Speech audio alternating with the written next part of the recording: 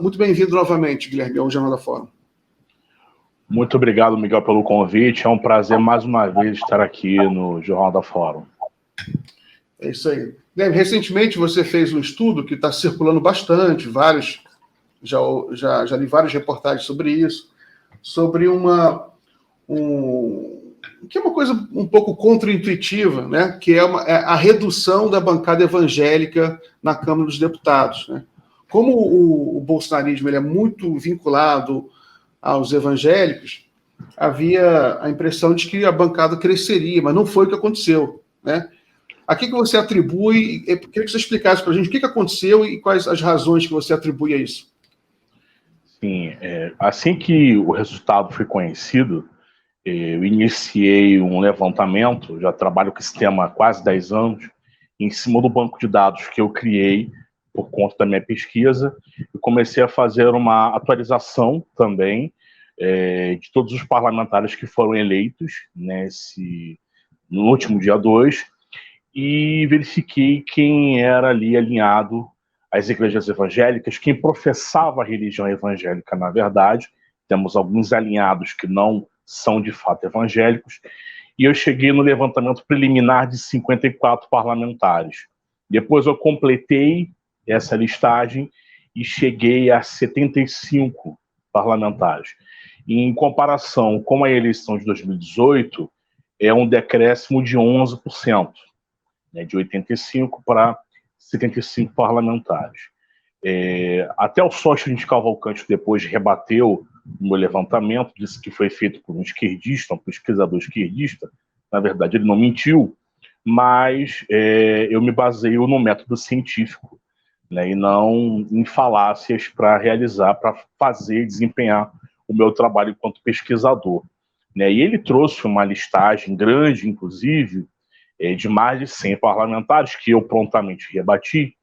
E aí eu gostaria de fazer algumas considerações em cima do que ele comentou e em cima do que você me perguntou.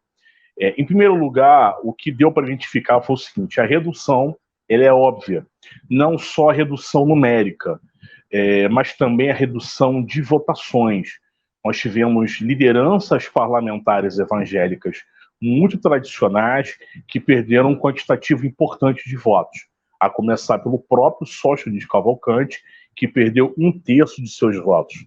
Eu fiz um fio grande lá no Twitter, enumerando ali alguns casos em que alguns parlamentares chegaram a perder 50% de seus votos. E esse é o primeiro dado, né? Essas lideranças tradicionais, algumas se mantiveram encolhendo as suas votações, outras não conseguiram mandatos, como foi o caso, talvez o caso mais emblemático, do pastor Everaldo aqui no Rio de Janeiro. Ele não conseguiu se eleger deputado federal. E do outro lado, nós tivemos o quê? Nós tivemos um crescimento de jovens lideranças que estão no interior do bolsonarismo, que por um acaso são evangélicas, e que se elegeram com base nesse discurso da extrema-direita. Talvez o caso, né, mais famoso seja o do deputado federal mais votado do país nessa eleição, o Nicolas Ferreira, lá de Minas Gerais. Nós também tivemos o caso do André Fernandes, lá no Ceará, da Clarissa Tércio, lá em Pernambuco. Então, jovens lideranças que são evangélicas também, mas não têm esse vínculo, esse apoio institucionalizado, que tem uma identificação muito maior com a extrema-direita. Ou seja, o que eu comecei a identificar foi um deslocamento, né, uma tendência de deslocamento do voto dos evangélicos, das lideranças tradicionais, para essas novas lideranças da extrema-direita. Porque a extrema-direita, ela abarca esse discurso da pauta de costumes que os evangélicos há muitos anos levantam, mas a extrema-direita ela vai além. Ela fala não só de união homoafetiva ou de aborto, né? Ela não se restringe a essas chamadas pautas comportamentais, pautas morais ou de costumes, né? O bolsonarismo ele vai além, né? Ele fala de armas, ele fala da estrutura do Estado brasileiro, faz críticas à institucionalização do Estado brasileiro, críticas ao STF, e aí vem esse discurso, né, de aumentar o número de ministros do STF. Temos agora o Arthur Lira querendo mudar isso. Eu estou vendo pouca gente falando nisso, é uma coisa que me assusta muito, que é a mudança do sistema de governo a essa altura do campeonato, né? A mudança para um semipresidencialismo, ou seja, esvaziando o cargo do presidente da República e transferindo isso, a chefia de governo, para o Congresso Nacional, né? Então, o bolsonarismo ele é uma consolidação de todos esses discursos que nós vimos ao longo de várias décadas, entre conservadores, entre até os mais moderados, entre os liberais, e vários segmentos da direita que não enxergavam uma liderança, que não tinham uma coesão, né? O Bolsonaro ele consegue aglutinar isso tudo, porque para o liberal ele oferece a pauta econômica, né? Para o conservador ele oferece a pauta de costumes, né? Para o reacionário ele vai oferecer o quê? Ele vai oferecer a violência, ele vai oferecer o ódio, a perseguição às minorias, né? Vai oferecer a perseguição aos pobres, né? Aos mais pobres, a criminalização da pobreza, como nós vimos na fala dele sobre as favelas do Rio de Janeiro. Então, eu consigo identificar, mesmo que de maneira assim, muito no seu início, né, a gente muito embrionária, melhor dizendo, esse deslocamento, né? O voto evangélico ele sai das lideranças mais tradicionais, que são lideranças pragmáticas, são lideranças políticas pragmáticas, porque se nós verificarmos a atuação da bancada evangélica desde quando ela surge nos moldes de hoje, ainda na Constituinte, né, se nós olharmos esse recorte até hoje, a bancada evangélica ela só não foi governo no segundo mandato da presidente Dilma, quando Eduardo Cunha dirigiu o impeachment. Fora isso, a bancada evangélica ela foi governo durante todos esses mandatos, Collor, Sarney, Itamar Franco, durante todos eles, né? Então era uma direita que tinha esse discurso moral, comportamental, mas era uma direita mais pragmática, era a direita do jogo, né? É a direita que negociava. Essa direita que surge agora, ela se mostra mais intransigente, menos disposta ao diálogo, inclusive por sua natureza protofascista, muito menos propensa ao diálogo, à negociação. Então, é esse o deslocamento que nós estamos verificando no meio evangélico. Essas lideranças tradicionais perderam o espaço e nós temos aí novos protagonistas até do campo do bolsonarismo emergindo, e parece que a extrema-direita contemplou mais o eleitorado evangélico. Só que tem um outro ponto, Miguel, que é o seguinte: apesar do crescimento, da diminuição, perdão, da representação parlamentar, né, eu coloquei aí em 85 parlamentares, podem haver algumas variações e tal, pequenas dentro desse quantitativo, porque um dos critérios que eu adotei é a confissão religiosa, né? O parlamentar, ele professar que é evangélico. Tem muita gente no meio bolsonarista que se diz cristão genericamente e pronto, porque isso pega bem, isso é do discurso, é do personagem. O avatar bolsonarista, ele é genericamente cristão.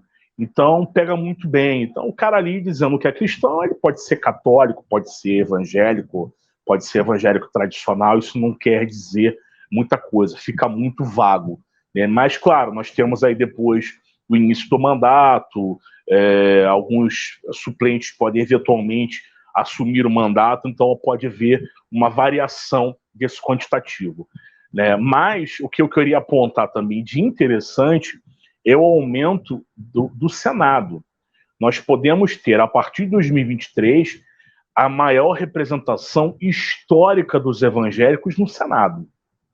Eu, particularmente, verifico esse movimento como sendo o mais perigoso, porque pela natureza do Senado Federal. e pelas prerrogativas que ele tem, inclusive em relação ao STF. Então, nós teremos, a partir de 2023, nós podemos ter 11 senadores. Temos aí ainda o Marcos Rogério disputando o governo de Rondônia, está no segundo turno, então pode haver uma variação. Se ele for eleito, nós chegamos a 10. Mesmo assim, chegando a 10 parlamentares, ainda é a maior representação histórica dos evangélicos no Senado. Nos últimos 8 anos, lembrando, né, que o mandato de senador é de 8 anos, nós temos ali uma renovação a cada 8 anos de 2/3 do Senado, nós tivemos isso na eleição passada. Então, do período de 2014 até agora, nós tivemos 9 parlamentares assumindo o mandato.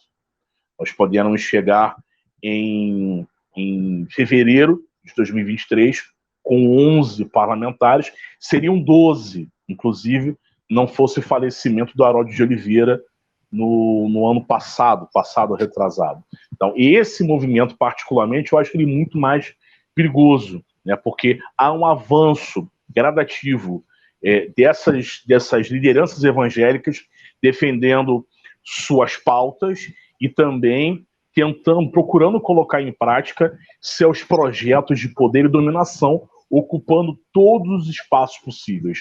Esse é o maior avanço dos evangélicos no Senado Federal. E não vamos esquecer, temos um ministro do STF indicado por Bolsonaro, né, que tem as bênçãos da bancada evangélica. E caso, né, Deus nos livre, Bolsonaro continuando no governo, havendo um aumento do quantitativo de ministros, não só havendo aumento, nós teremos alguns ministros agora se aposentando.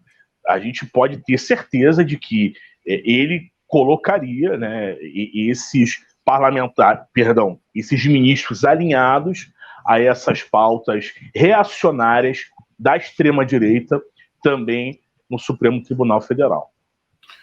Muito bem, Guilherme. Tenho mais uma pergunta para você, mas a gente tem uma convidada que está chegando agora, não sei se ela já está podendo abrir a câmera, Ana Pimentel, eleita agora deputada federal por Minas Gerais. Quando ela puder abrir a câmera, só avisar, só abrir aí que eu coloco ela aqui. Ô, Guilherme, hoje saiu uma reportagem, na realidade tem saído já há vários dias, reportagens sobre perseguição a evangélicos que não se consideram, que não estão alinhados politicamente a Bolsonaro. Foi publicada aqui uma reportagem na BBC hoje sobre isso. Eu até peço para o Guilherme colocar aí na tela, por favor. Eleições 2022, perseguição contra cristãos já começou no Brasil, só que dentro da igreja, do Ricardo Senra.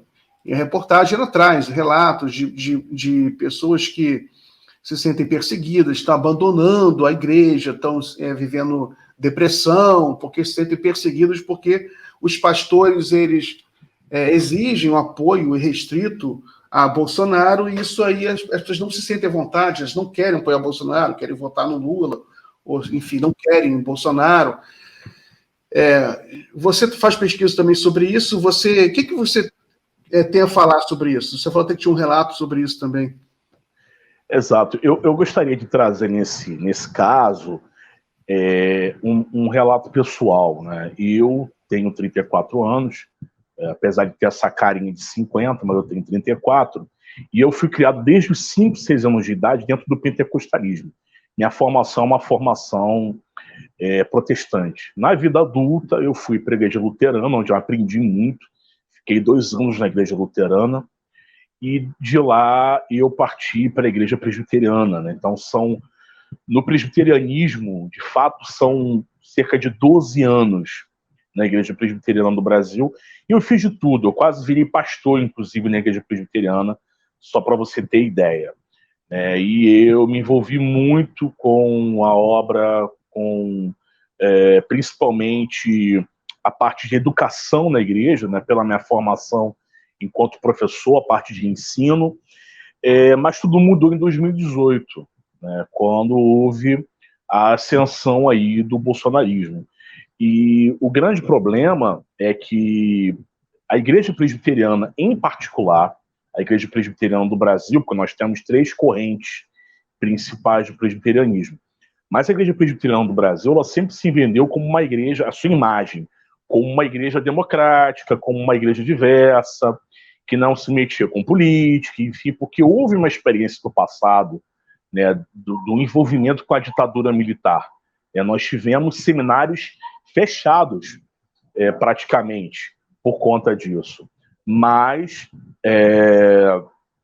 a igreja em nenhum momento fez meia-culpa, mas é assim, deixa de lado, isso aconteceu, faz parte e tal, esse pessoal já acabou, já morreu. Primeira oportunidade que houve, a igreja voltou para o centro do poder, né? Em alguns casos, nós tivemos o afastamento de muitas pessoas de uma forma muito sutil, como foi o meu caso. Eu, assim, para ter ideia, falando a linguagem evangélica, eu era professor de escola dominical, eu era vice-superintendente da escola bíblica dominical do templo que eu fazia parte, em Petrópolis. Eu morei lá durante alguns anos. Estive ali no trabalho com a União Presbiteriana de Homens, ou seja, bem envolvido, fazia visita às casas, visitava idosos, enfim, aquela coisa toda. Só que eu sempre tive uma militância política. Eu, desde os 16 anos, eu tenho uma militância partidária, inclusive. Eu fiquei 12 anos no PDT, depois eu saí, passei pela rede, militei no PSB. Eu não tenho filiação partidária hoje, mas eu tenho uma experiência partidária, uma experiência política, e eu tenho um lado. Eu sempre demonstrei que eu tinha lado. Até então, isso nunca incomodou ninguém. Até que veio 2018. E eu expus meu voto. Na época, meu voto no primeiro turno foi no Ciro, no segundo no Haddad, e eu estive muito próximo do Alessandro Molon, de acordo com alguns membros da igreja, um grande comunista. E eu comecei a ser excluído da vida eclesiástica. Eu fui excluído das instâncias de decisão, as pessoas pararam de me procurar, as pessoas pararam de falar comigo. Em alguns momentos, aquilo que a gente vê, a gente tem visto aí alguns vídeos de pessoas invadindo a igreja católica para brigar com o cardeal, brigar com o padre. Isso aconteceu comigo em 2018. Eu acabava de dar aula na escola dominical, o sujeito vinha e falava: olha, isso aí é doutrinação. Eu falei: meu amigo, de fato isso é doutrinação, doutrina bíblica. Não, porque você está falando, isso aí, isso é comunismo, meu amigo. Reclama com quem escreveu o livro, não é comigo que você tem que reclamar, né? Então, isso começou a acontecer de uma forma muito sutil, depois foi cada vez mais escancarado, e eu vi muita gente se afastando da igreja, sendo afastada da igreja, sendo expulsa, em alguns casos, por conta de posicionamento político. Eu tenho a minha experiência, eu tenho a experiência da minha família. Meus pais são diáconos, ou eram diáconos, e meus pais também se afastaram por conta disso. Inclusive meu pai, que não é nenhum grande esquerdista, não. Meu pai, eu diria que ele é um moderado politicamente, mas meu pai não gosta de Bolsonaro. E a posição dele dentro da igreja é uma posição minoritária, porque tudo começou a ficar cada vez mais escancarado. Era no púlpito, era no altar da igreja, não tinha mais aquela coisa assim: vou trazer o irmãozinho, o candidato, vou orar por ele. Não, vocês têm que votar em fulano de tal. Se vocês não votarem, vocês são inimigos da igreja, vocês não são bem-vindos aqui. Vocês não precisam vir aqui, vocês não precisam pisar aqui. Nesse período, a igreja lá que eu fazia parte, o templo, trocou de pastor. O pastor nunca me procurou. Já tem 4 anos isso, né? Então, assim, esse afastamento, ele acontece de muitas formas. Mas o fato é que o bolsonarismo, ele causou um grande estrago nas relações sociais. Um estrago muito grande, principalmente dentro das igrejas evangélicas. Nós temos muitas pessoas que foram afastadas, muitas pessoas que se machucaram, que perderam a fé, que entraram em crise por conta das suas identidades. Ser presbiteriano era algo que fazia parte da minha identidade. E hoje eu sou obrigado a ressignificar parte da minha identidade de vida por conta do que Bolsonaro e por conta do que a extrema-direita causou na igreja evangélica brasileira. Então isso é um fato, isso não é nenhum dado exagerado. Eu estou começando agora a desenvolver um trabalho lá na FGV por conta disso. Agora, ao fim do doutorado, vou começar a desenvolver para a gente começar a medir um pouco do tamanho do que foi o estrago disso. Porque nós tivemos, além do bolsonarismo, nós tivemos o negacionismo científico por conta da pandemia, né? Juntou a fome com a vontade de comer. Então foram dois movimentos muito ruins que ocorreram, e isso afastou muita gente, e esse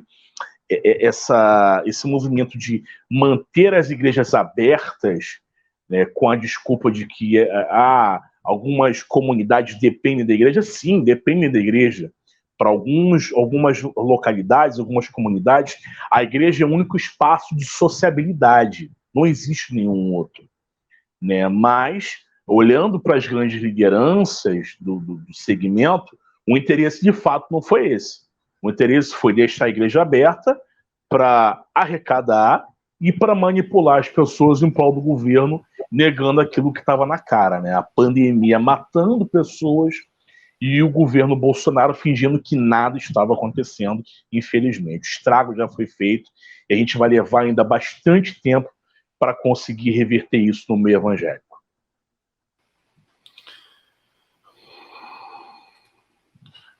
Isso aí é muito, muito, muito forte o seu relato, Guilherme. Muito forte. Também a gente tem recebido relatos parecidos. A gente conversou com outras pessoas também do meio evangélico aqui no Jornal da Fórum. Realmente uma coisa muito, muito forte. Isso demonstra o crescimento aí de um movimento de intolerância, né? Que inclusive me parece contra a própria tradição histórica do movimento evangélico, que foi um movimento que sofreu com intolerância, né? A gente já conversou com outras pessoas aqui.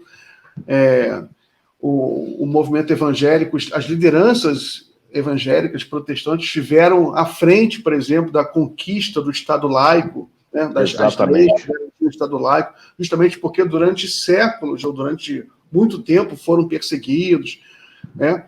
O movimento evangélico tem uma história muito bonita, né? Uma história de popularização da doutrina cristã, porque foram os primeiros movimentos que traduziram a Bíblia para línguas locais, né? Enquanto que a Igreja Católica, durante um tempo, só tinha a Bíblia em latim, missas em latim. Depois, exato, a própria Igreja Católica ela acabou também se atualizando nesse sentido, mas, enfim, muito forte esse relato. E você acha que nesse momento você pode haver algum tipo de...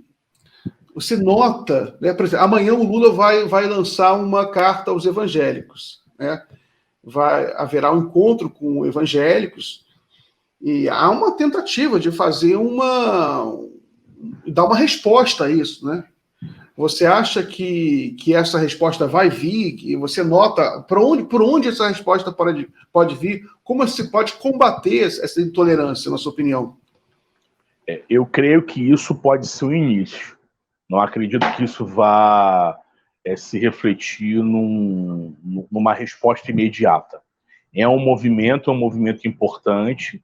Ele vai surtir efeito nos segmentos que já estão próximos do campo progressista, da esquerda, talvez um certo quantitativo de indecisos, mas o efeito disso, dessa aproximação, eu avalio que nós só vamos conseguir a médio prazo, a médio e longo prazo. Porque, infelizmente, também ocorreu o contrário, né? Ocorreu, historicamente, um afastamento de certos segmentos da esquerda em relação aos evangélicos. E isso abriu espaço para que os conservadores eles se apropriassem, né, dessas pautas morais evangélicas. Isso é muito caro aos evangélicos. Isso é muito caro. Né? E os conservadores se apropriassem disso. Foi um ambiente muito propício. E hoje a gente tem quase como unanimidade que no meio evangélico como um todo, de que evangélico não pode ser de esquerda, comunismo é do diabo, e esquerda só defende pauta gaysista, abortista e tal, e o caminho não é bem esse. né? Outro dia eu falei com um jornalista de Portugal, que estava aqui no Brasil tentando entender esse movimento, e uma das coisas que eu falei com ele, olha, eu acredito que é uma aproximação do PT e da esquerda com os evangélicos, ela vai passar inicialmente pelo apelo da pauta econômica, né? Porque se nós verificarmos a composição do eleitorado evangélico, ele é um eleitorado muito popular, ali nas classes C, D e E, principalmente, a grande massa populacional evangélica, né? E é preciso dar uma resposta econômica aos problemas que nós tivemos no país nos últimos 6 anos. Né? Aumento do desemprego, nós temos agora uma deflação, né? Eu vi aí hoje o antagonista, esse órgão de imprensa marrom, colocando, o Brasil tem a 4ª menor inflação entre as principais economias do mundo. Claro, meu amigo, ninguém tem dinheiro para comprar, o Brasil está passando por uma deflação, né? Sei lá, é um terraplanismo econômico também desses caras. Então, eu acredito que, havendo uma aproximação direta com o eleitorado evangélico, porque antes também houve um erro, que era uma comunicação vertical, né? A aproximação e cooptação das lideranças evangélicas, e essas lideranças eram canal. A partir do momento em que eu perco o canal, eu perco acesso a essa massa, a esse segmento. Foi o que ocorreu, principalmente a partir de 2013 e 2014. Né? A esquerda perdeu esse canal. Agora não, é preciso refazer esse canal. De que forma essa comunicação tem que ser conduzida? Diretamente, indo onde o evangélico está. Então eu vejo esse movimento de uma forma muito positiva, muito benéfica, mas não vai ser imediata. Isso é um trabalho para 10, 15, 20 anos para a gente começar a virar o jogo, né? De fato. Mas, claro, é preciso que haja um início, um movimento inicial, e esse, de fato, é um momento bem interessante para que isso aconteça. Muito bem. Guilherme, uma pergunta que eu queria fazer para você também sobre... Você militou durante muitos anos no PDT, a gente até conversou um pouco sobre isso, né? E agora o PDT está apoiando o Lula, o Carlos Lupe até está aparecendo, fez um vídeo agora para a campanha do Lula. Os quadros do PDT, os principais, estão todos bastante engajados na campanha do Lula. O Rodrigo Neves é um dos organizadores aqui do evento que vai acontecer em São Gonçalo. Mas as pessoas sentem muita falta do Ciro, né? Do Ciro ter uma mensagem um pouco mais clara, mais assertiva em relação a esse segundo turno, né? Você acha que o Ciro está cometendo algum erro, na sua opinião, ao não se posicionar, ficar só naquele vídeo, que é um vídeo meio protocolar, né? Nem fala o nome do Lula. Qual a sua opinião sobre essa postura do Ciro hoje? Eu vejo, usando a expressão do Brizola, muito conhecida no PDT, eu acredito que o Ciro perdeu o fio da história. O Ciro, eu tenho um profundo respeito por ele, acredito que é uma das principais lideranças que nós temos no campo democrático e progressista. É um cara extremamente preparado, tem uma bagagem muito grande, mas eu até conversei com você, né, anteriormente. Nós tivemos alguns problemas, a começar pela estratégia, por algumas estratégias que foram utilizadas pela campanha do Ciro, né, a começar pela escolha do João Santana como o seu marqueteiro, e alguns que se diziam ali ideólogos do Ciro, pessoas que o Ciro ouvia e ouve. Temos um professor lá de Minas Gerais, que tem algumas ideias absurdas em relação ao Lula, inclusive quis usar uma possível senilidade do Lula para forçar uma saída dele, uma coisa que não faz o menor sentido, e também a aproximação até do Aldo Rebelo, que também é uma figura que eu admiro bastante, com a quarta teoria política. Enfim, é algo que me traz um pouco de receio, né, quanto as decisões que o Ciro vem tomando. O Ciro teve um desempenho muito aquém do que se esperava, né? Ficou em 4º lugar, abaixo da Simone Tebet, e a Tebet ela está conseguindo ocupar um espaço muito importante, né? Ela está se cacifando politicamente para eleições futuras. Ela está aí se posicionando, ela está participando da campanha, fazendo reuniões com lideranças, esteve aqui no Rio de Janeiro há poucos dias, né, se reuniu com lideranças de vários partidos políticos, né, na articulação de uma frente.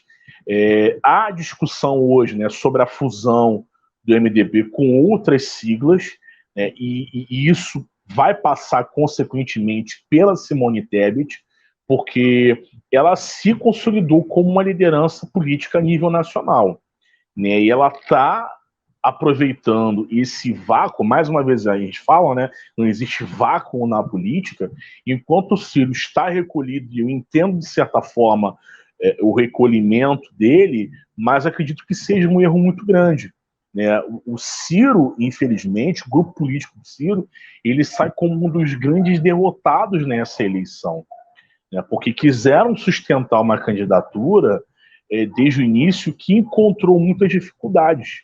O PDT não encontrou viabilidade eleitoral, né, não conseguiu trazer nenhuma sigla para a sua coligação, não conseguiu fechar a federação com ninguém, né, em alguns estados fez alianças que eu considero muito equivocadas, como no caso do Ronaldo Caiado.